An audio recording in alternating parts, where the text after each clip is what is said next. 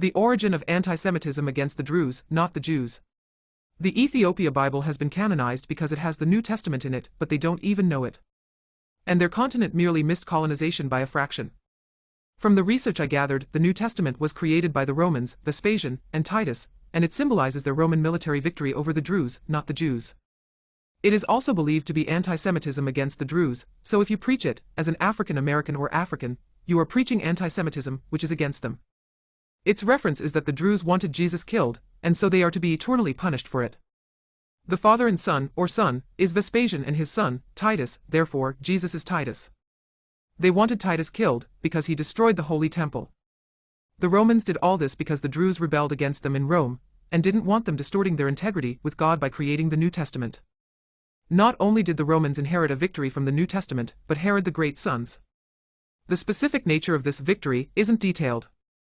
It implies a shared outcome, perhaps related to political power, religious influence, or perhaps even legal or symbolic advantage. After Herod the Great had died, his kingdom was divided among his three sons, Antipas, Philip, and Archelaus. Archelaus inherited Judea, Antipas was given Galilee and Perea, Transjordan, and Philip inherited the predominantly Gentile areas east and north of the Sea of Galilee. Caesar Augustus quickly removed Archelaus after there were so many bad reports about him from the Druze. The origin of Jews must have been established after this military victory, and after the New Testament was written, and thus why the Africans of Israel were replaced with descendants. The Romans created Jesus' storyline, and most of the rich events were taken from the Old Testament of the Bible.